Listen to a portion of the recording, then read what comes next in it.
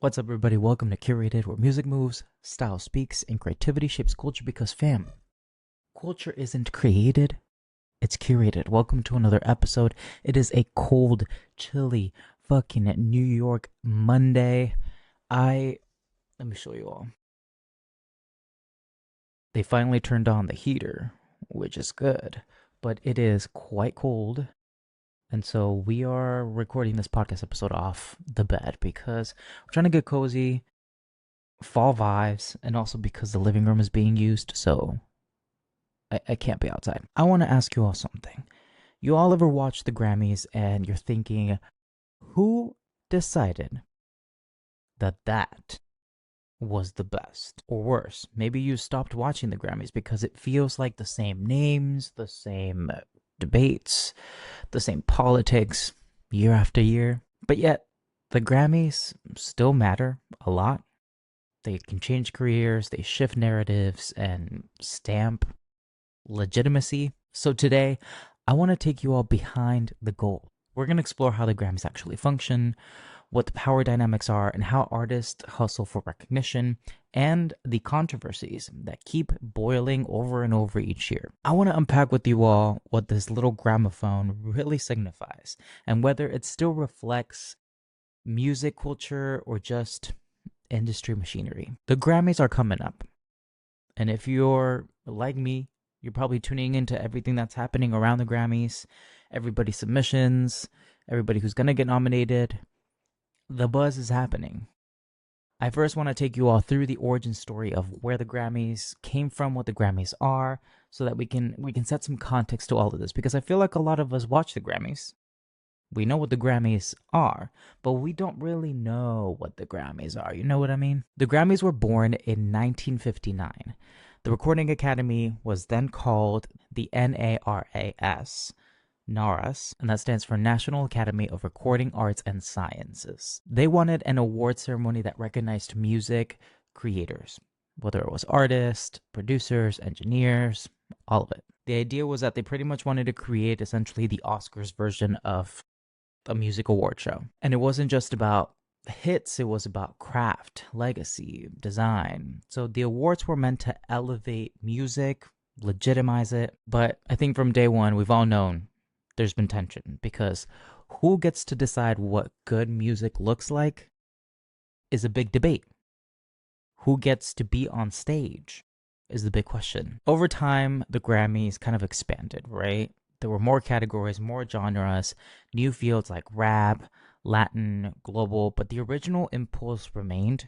It was an institution that claims authority over artistic achievement. This year, when the Grammys were hosted, they were hosted at the crypto arena in LA, and they featured 94 different categories. But those numbers alone don't tell the full story because those categories, the thresholds, the decision makers, they shape what kinds of music ever get considered. I want to talk to you all about the nuts and bolts of the Grammys, okay? How the fuck do you win a Grammy?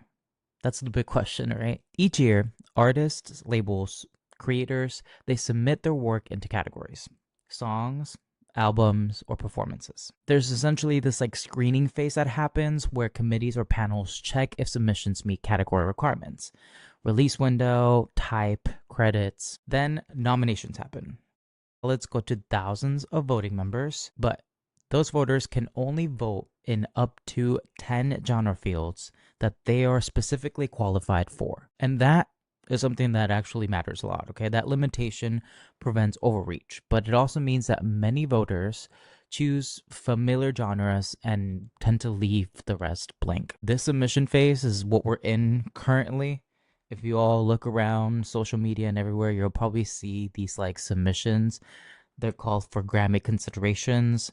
They're essentially campaigns that artists create or labels create to pitch in these songs, albums, or performances to these voters, telling them that, hey, you should vote for my shit because my shit is the best. Now, when it comes to these voting things, historically, some categories, especially the ones that were called the major general field ones, like album of the year or record of the year, they used to be nominated in secret. There were small panels that trimmed the large submissions to the final nominees. That process came under fire in 2021 because there was just like a lack of transparency. As I mean, if I'm being honest, there still is. The Recording Academy officially back in 2021 ended up ending these like secret committees that they had for voting. Now, the final nominees are determined directly by the voting body, not these hidden panels. Record of the year before 2021, for example, this like anonymous committee of people used to pick the final 5 from this longer list.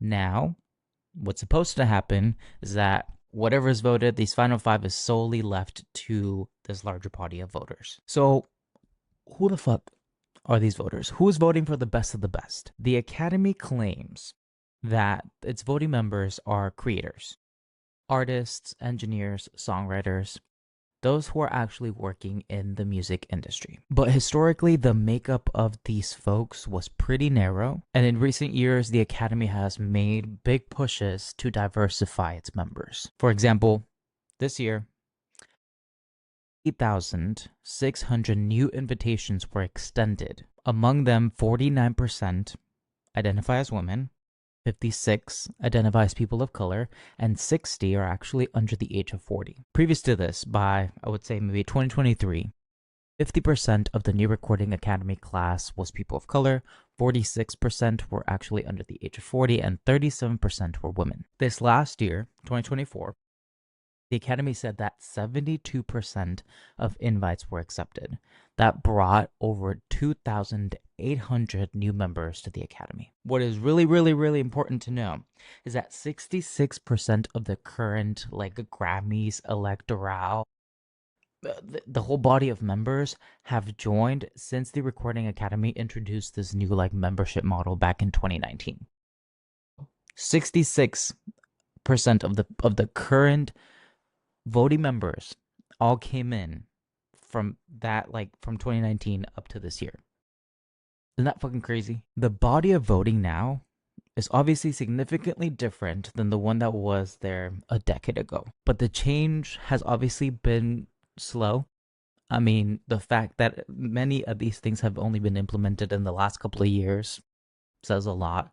And people still feel that there's structural bias that still lingers within the Academy. Now, let's get into the tea. Let's get into what makes this whole thing a little messy, okay? Because making a great record is only one part of it. The other part is making sure that voters actually hear this shit. And this is what I was alluding to earlier. Labels, PR teams, they will run these full Grammy campaigns.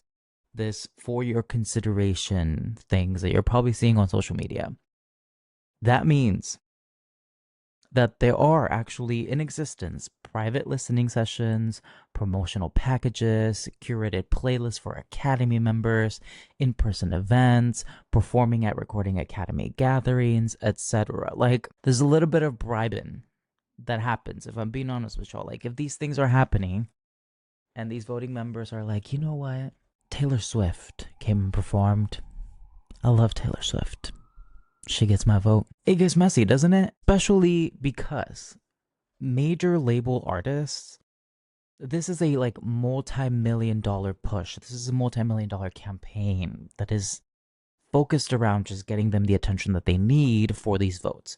When you're an independent artist, you can't compete at that scale. It makes it very hard for you to break through, and it's the reason why a lot of times we keep seeing the same names pop up at these Grammy Awards. Also, timing plays a role, and I hope as I'm saying this, you all will pay more attention to all these things happening. But some teams strategically will drop singles or push promotions right before eligibility deadlines happen to stay fresh in voters' minds. A ton of this is a psychological marketing play. Now, there are quote-unquote guidelines. I don't want the Grammy people to fucking come after me, even though I'm very sure that nobody's listening to this, but there are guidelines. For example, solicitation rules do prevent overt bribery. Overt.